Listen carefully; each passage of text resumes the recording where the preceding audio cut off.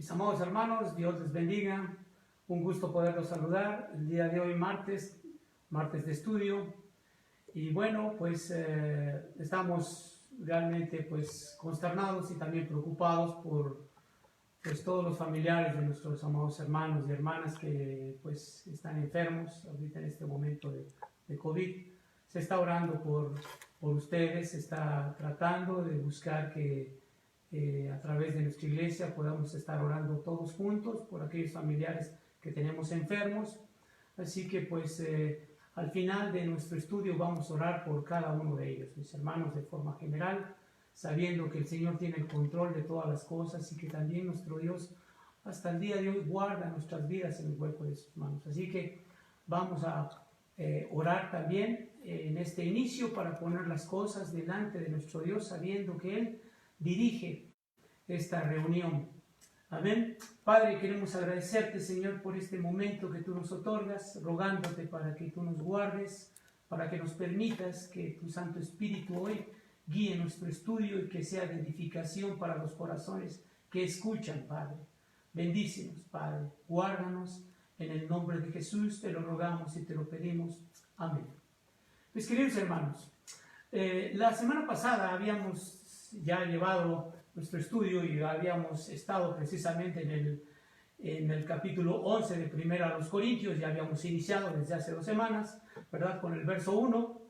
La semana pasada estuvimos en los versos 2 y 3, en donde hablábamos precisamente de una breve instrucción, cotejando todo lo que Dios en un momento había puesto en el corazón del apóstol Pablo, de hablar de la fidelidad, y cómo es que él los alababa a los corintios porque habían atesorado las buenas enseñanzas que Dios había puesto en su corazón, y no solamente eso, que las cumplían al pie de la letra, tal como habían sido establecidas por nuestro Dios, y que no le habían añadido ni quitado ninguna palabra, y que siempre estaban buscando solamente cumplir lo que Dios había estipulado a través de su maravillosa y divina palabra. También había dejado claro el apóstol Pablo ahí en el verso número 3 el orden en donde el varón y la mujer son iguales delante de Dios en sí como personas, pero dentro del matrimonio el varón es la cabeza de la mujer como fuente de vida y también como fuente de autoridad. Y bueno, ahora a partir del verso 4, 5 y 6, ahora el apóstol Pablo pasa a dar alguna indicación respecto a la conducta que debemos de tener nosotros al orar y al hablar del evangelio dentro del mismo templo. Entonces, por ello es que el día de hoy hemos puesto ahí un título en el bosquejo que hemos enviado allá a nuestra iglesia, una segunda instrucción. Es como hemos titulado este estudio, con 2 puntos solamente, mis hermanos, y quiero iniciar diciéndoles que somos muy dados siempre a tomar modelos de actitud de otras personas, ejemplos de otras culturas, inclusive replicar las acciones y las palabras que nos parecen adecuadas para nuestra buena imagen, nuestra personalidad y todo lo que conlleva a que robustezca nuestra actitud y nuestra imagen hacia los demás.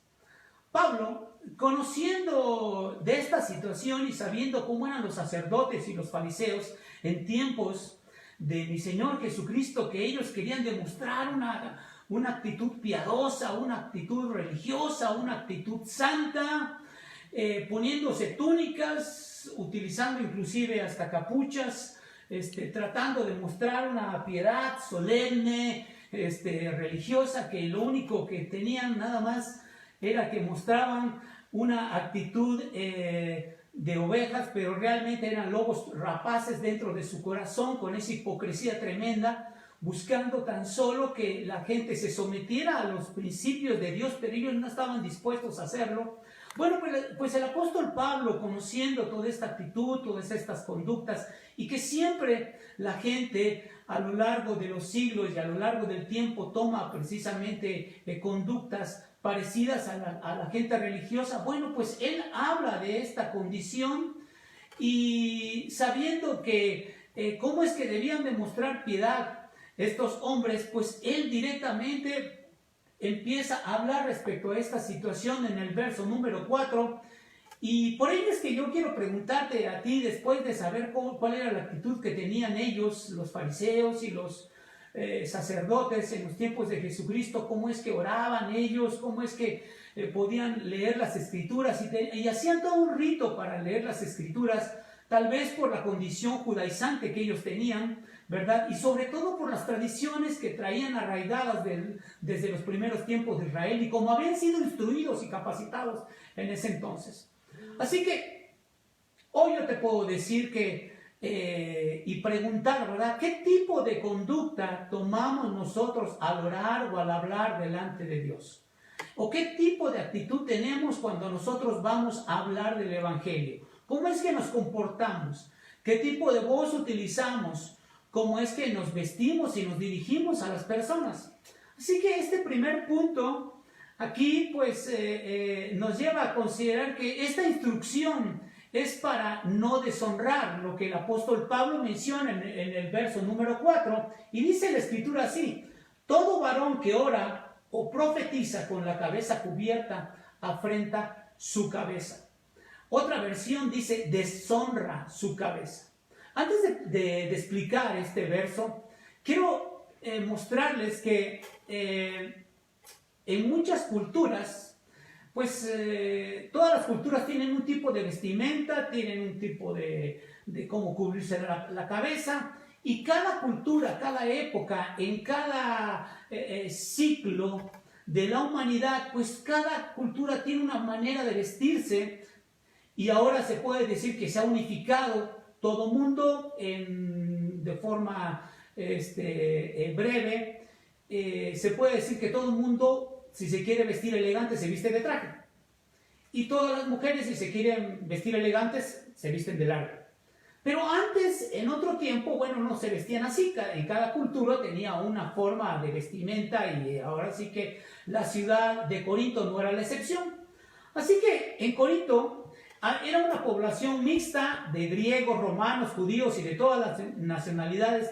Y en medio de todas esas costumbres y tradiciones de este mundo, pues ellos estaban poco a poco adoptando las costumbres de todas las personas que llegaban, ¿sí? Porque se puede decir que Corinto era una ciudad versátil, sui generis, pero a su vez que tenía mucha gente que era inmigrante. Entonces recibían de todo. Aquí el apóstol Pablo lo que está tratando de acotar y lo que está tratando de decirles a los de Corinto es que tenían que adoptar prácticas y costumbres de creyentes genuinos, que verdaderamente mostraran lo que había en su corazón y que la piedad y que la voluntad de Dios la pudieran mostrar a través no solamente de sus dichos, sino también a través de su vestimenta y su conducta delante de Dios y sobre todo delante del templo.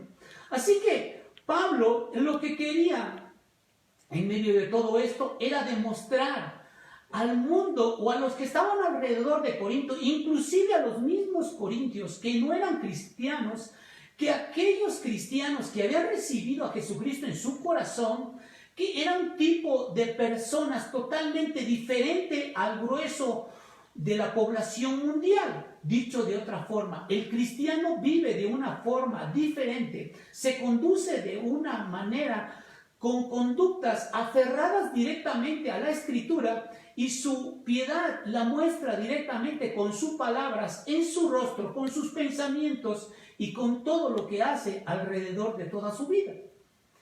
Entonces aquí resulta que el apóstol Pablo dice: todo varón que ora o profetiza con la cabeza cubierta. ¿Cómo es que debemos de entender este verso?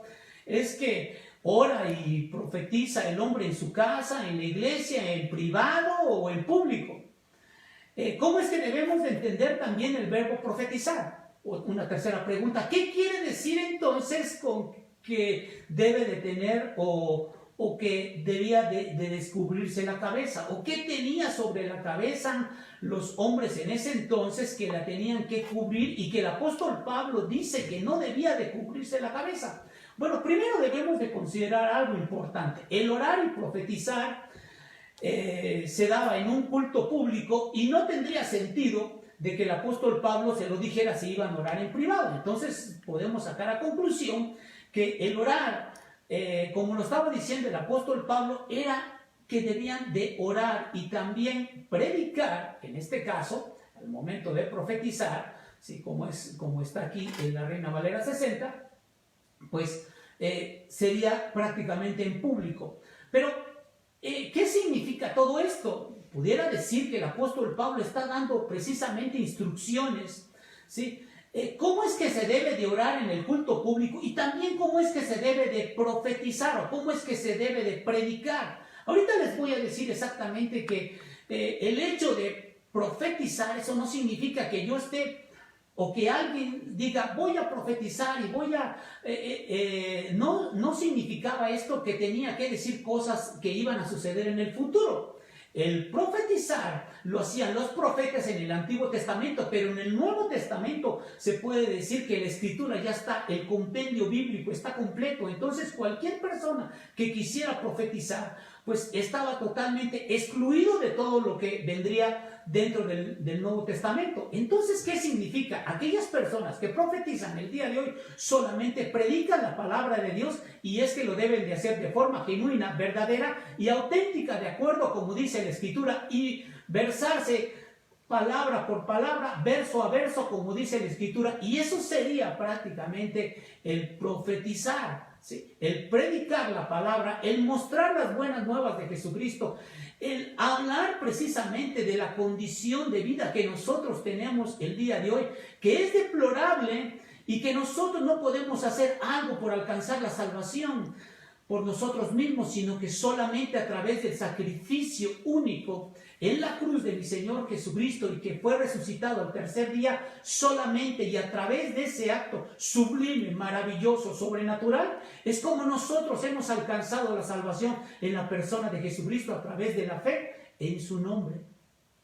Y entonces aquí podríamos decir también que el profetizar, de hecho, ahí en 1 Corintios, en el capítulo 14, en el verso 4, dice la Escritura respecto a este asunto del profetizar, dice: el que habla en lengua extraña a sí mismo se edifica, pero el que profetiza edifica a la iglesia.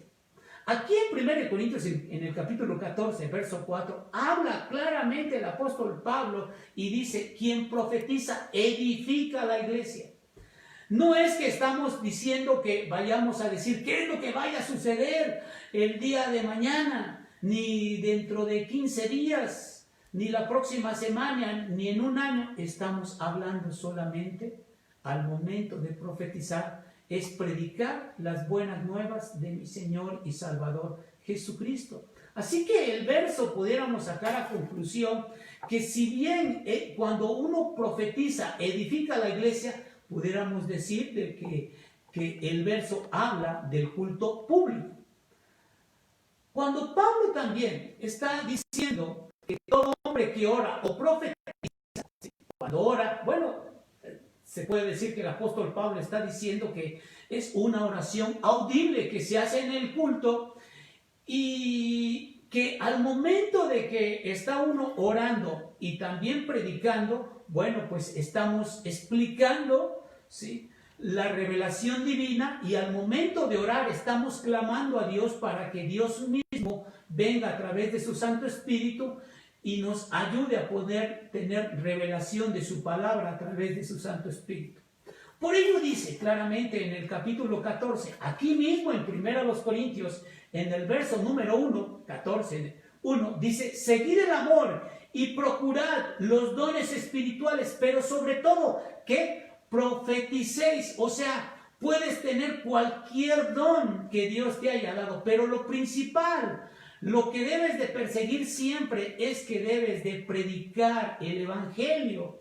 Y esto es lo más importante, y el apóstol Pablo lo menciona: el orar y predicar deben de ser en algún sentido algo cotidiano, algo de costumbre que debe de tener el creyente. De hecho, el apóstol Pablo, al momento de mencionar en el verso 4, pero todo varón que ora profetiza, está sintiendo que es una costumbre que tenemos nosotros como creyentes, como cristianos, porque todos los días desde temprano encomendamos nuestra vida a nuestro Dios, buscando que Él nos cubra a través de sus alas, que Él nos proteja, que nos guíe a través de su Santo Espíritu a tener acciones y conductas que sean verdaderamente auténticas y que glorifiquen el nombre de nuestro Dios. Esto es lo importante que Dios quiere para nuestras vidas, y esa es la intención de que nosotros debemos de orar desde temprano. Y el predicar, bueno, yo creo que cada cristiano lo hace al momento de hablar, muestra la calidad de vida, la calidad de sus palabras,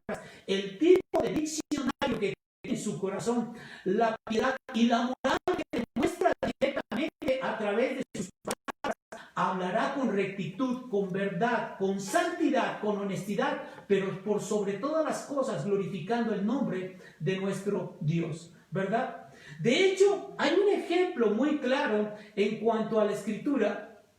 Ahí, si ustedes van ahí al libro de los Hechos, en el capítulo 18, miren cómo es que también el caso de una pareja, el caso de Priscila y Aquila, ellos al momento de invitar a un hombre llamado Apolos a su hogar, ellos les explicaron, ¿sí?, todo lo que tenía que hablar, y no solamente lo que el mismo Apolos hablaba. Miren cómo dice el verso 26 del capítulo 18 del libro de los Hechos. Dice: y comenzó a hablar con denuedo en la sinagoga, hablando de Apolos. Pero cuando le oyeron Priscila y Aquila, le tomaron aparte y le expusieron más exactamente el camino de Dios. ¿Qué significa esto? Que Priscila y Aquila constantemente estaban enseñando, estaban discipulando, estaban adoctrinando a todas las personas que, si bien tenían más o menos una intención de las cosas de Jesucristo, ellos las centraban. Entonces, ¿cuál es una responsabilidad que tiene el cristiano en todo esto? Bueno, cuando alguien esté hablando de Jesucristo, bien puedes tú participar para poder verdaderamente poner en claro las verdades del Evangelio, sabiendo que Dios hasta el día de hoy te va a ayudar y te va a guiar a través de la sabiduría de la Escritura para que hables con verdad, y también las personas pueden centrar bien su vida a través del Evangelio. Un segundo ejemplo de esto, de cómo es que los cristianos hablaban todos los días, es el caso de Simeón y de Ana. Miren ustedes en Lucas, en el capítulo número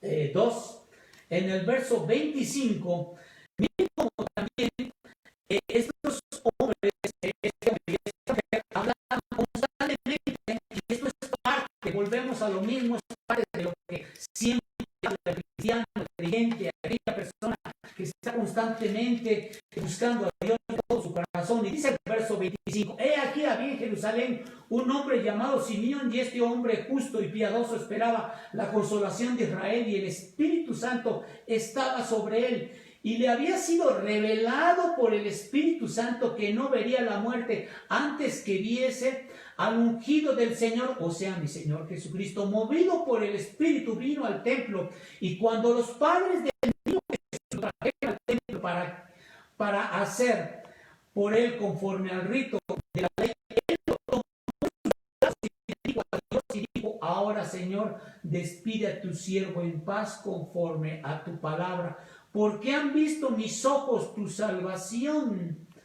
Y esto habla de que Simeón tomó en sus brazos, y lo único que estaba esperando, la esperanza magnífica, todo lo que él pudo haber estado esperando a lo largo del templo, de estar en el templo, de estar precisamente en oración en ese lugar, estaba esperando ver a Jesucristo cara a cara. Miren nada más qué hermoso pasaje, en donde este hombre, la única intención que tenía era poder ver a Jesucristo cara a cara y después morir.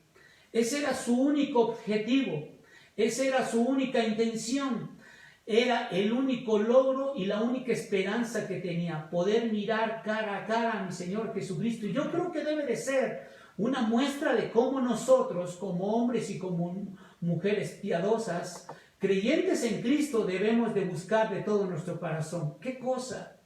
El poder tener la esperanza de algún día mirar a mi Señor Jesucristo cara a cara en el reino de los cielos, el día que nos llame directamente a su presencia. Pero hay algo más. En el verso 36 habla precisamente de Ana, una mujer que había sido viuda, y dice así la escritura en el verso 36 de este mismo capítulo 2 del Evangelio de Lucas: estaba también allí Ana, profetisa, hija de Fanuel, de la tribu de Aser, de edad muy avanzada, pues había vivido con su marido 7 años desde su virginidad, y era viuda hacía 84 años, y no se apartaba del templo, sirviendo de noche y de día con ayunos y oraciones. Esta, presentándose en la misma hora, daba gracias a Dios y alababa al niño, y todos los que esperaban a todos los que esperaban la redención en Jerusalén. Miren, ahí al inicio del verso 38 dice: esta, presentándose en la misma hora, daba gracias a Dios. Hay una intención en esta mujer, y ¿qué es lo que hace de una mujer piadosa? Siempre estar alabando y glorificando a Dios en cualquier lugar en donde tú te encuentres. Esto debe de ser, yo creo, que una máxima, un objetivo, algo que tengamos como premisa en nuestro corazón, de buscar siempre alabar a nuestro Dios en todo tiempo, ¿verdad? Pero dice algo más aquí, que con la cabeza cubierta afrentaba su cabeza. ¿Quién? Bueno, pues aquel que en un momento dado, pues que no oraba a Dios tal cual como el apóstol Pablo decía.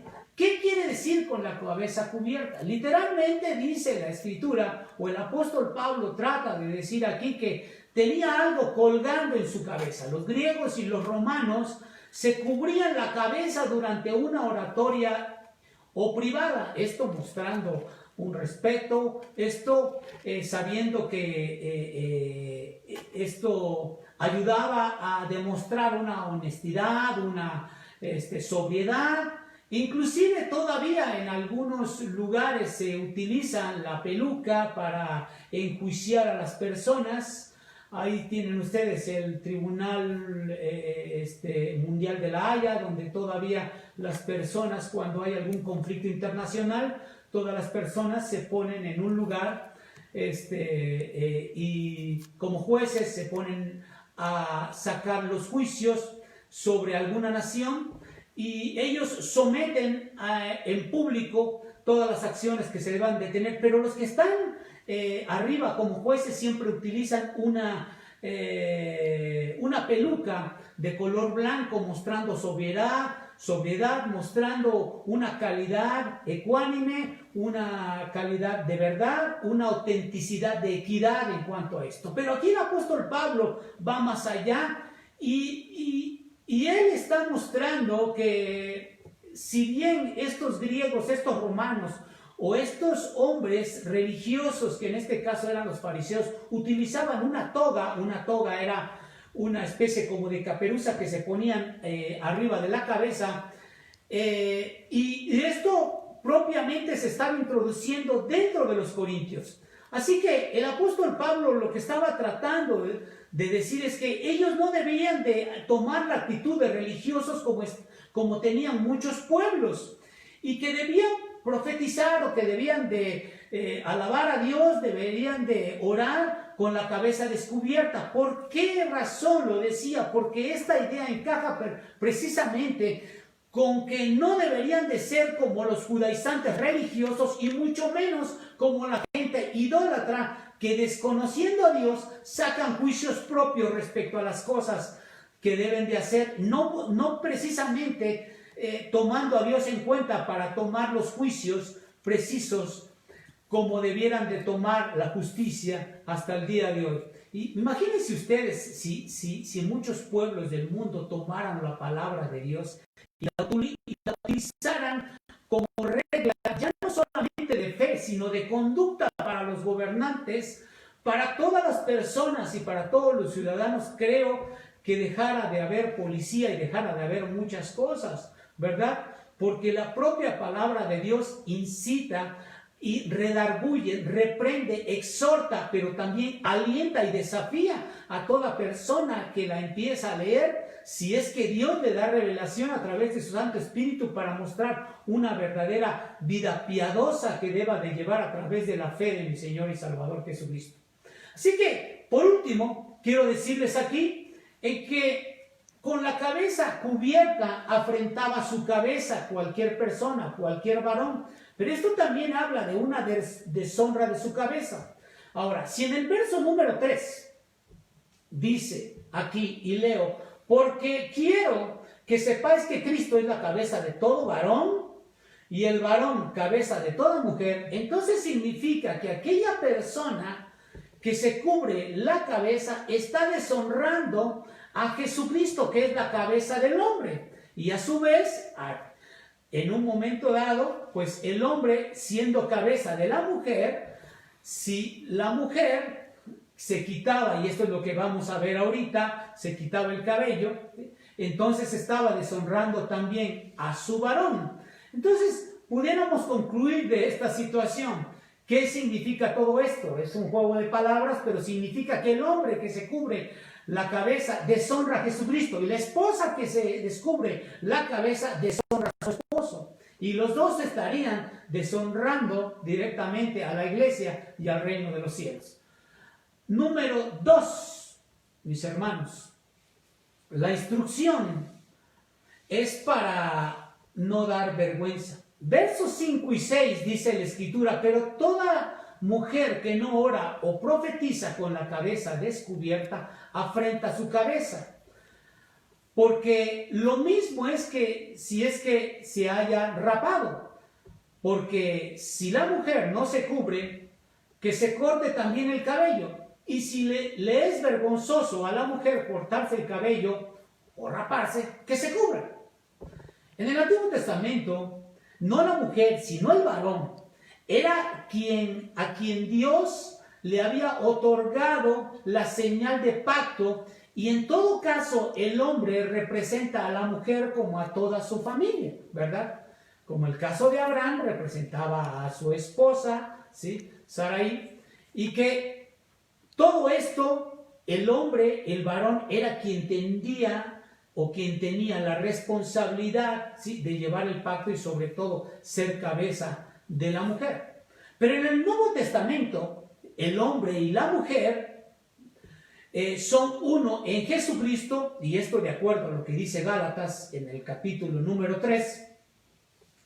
Si ustedes van a Gálatas en el verso número 28, dice así la Escritura: ya no hay judío, estoy en la epístola del apóstol Pablo a los de Galacia, en el verso 28 del capítulo número 3, ya no hay judío ni griego, no hay esclavo ni libre, no hay varón ni mujer, porque todos vosotros sois uno en Cristo Jesús. Entonces esto significa que tanto hombre como mujer son uno en Cristo, y que delante de Dios todos somos iguales delante del Señor. Pero hay algo aquí muy importante que menciona el verso 5. Toda mujer que ora o profetiza deshonra su cabeza. Si la mujer en Corinto dejaba descubrirse la cabeza en público, con este acto afirmaba que se rehusaba a mostrar lo que Dios quería que exhibiera. ¿Qué era lo que Dios quería que exhibiera una mujer? Bueno, que estaba subordinada a su esposo. Y ella se estaría, si en un momento dado se quedaba con el pelo muy cortito, ella estaba apropiándose de la autoridad de la cual su esposo, o que le pertenecía a su esposo. Así que pudiéramos sacar a conclusión que en la iglesia de Corinto, ¿sí?, si alguna mujer hacía lo que mejor le parecía, estaba yendo en contra del orden de Dios, deshonraba a su esposo y se estaba mostrando deshonrosa o irrespetuosa delante de Dios. Y ejemplos hay muchos, ¿sí? Pudiéramos decir que hay más de varios, ¿no? Porque siempre, bueno, en algún sentido, cualquier dama, y yo no quiero faltarle respeto a ninguna dama, yo tengo mucho respeto por todas las damas de la iglesia, por todas las mujeres piadosas, mujeres cristianas, la verdad, ¿sí? Pero hay algo que el apóstol Pablo está diciendo aquí. Y el apóstol Pablo está, como habíamos dicho la semana pasada, el apóstol Pablo está contestando preguntas que le habían hecho en una carta que le había llegado a las manos de él mismo, que se le habían leído, y él está contestando en 1 de Corintios, en el capítulo 11, algunas cosas que él mismo estaba considerando acotar y sobre todo que no habían quedado claras. Tal vez también porque había empezado a haber una especie de revuelta entre las mujeres, que ellas querían emanciparse o algunas mujeres querían pasar a predicar, y lo que aquí estamos hablando es que precisamente la mujer debía demostrar una actitud piadosa delante del Señor, respetuosa delante de Dios, pero también sujeta delante de su varón, y la mejor forma de hacerlo era tener el cabello largo o utilizar algo que se llamaba, que se llama velo. Las iglesias lo utilizan el día de hoy, sobre todo las mujeres. Alguna mujer que tenga el cabello corto, bueno, se pone un velo la hermana mostrando la sujeción a su varón. Pero, ¿qué sucede cuando el apóstol Pablo aquí menciona en el mismo verso, ¿sí? Dice la escritura, porque toda mujer que ora o profetiza con la cabeza descubierta afrenta su cabeza, porque lo mismo es que si se hubiese rapado. ¿Qué está diciendo el apóstol Pablo con esto? Y esto ha traído una serie de confusiones tremendas. Una mujer que se rapaba la cabeza era una marca de desgracia, de humillación y de vergüenza. ¿Por qué razón?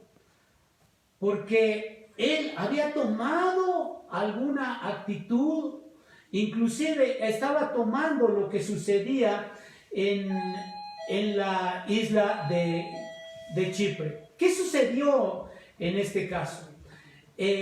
Un escritor llamado Dion Crisóstomo del primer siglo mencionó que en la isla de Chipre las autoridades rapaban a las adúlteras e inclusive las identificaban como prostitutas. Dicho de otra forma, las personas que la autoridad o la policía o aquellas personas que se encargaban de guardar el orden encontraban a una mujer que se dedicaba a la prostitución, para identificarla le rapaban la cabeza para que entonces fuera tomada y que estuviera en un solo lugar. Déjenme decirles también que en Corinto era un lugar donde se adoraba precisamente a una diosa llamada Artemisa, y que tenía muchas prostitutas en ese entonces, así que se identificaban de que se podía rapar.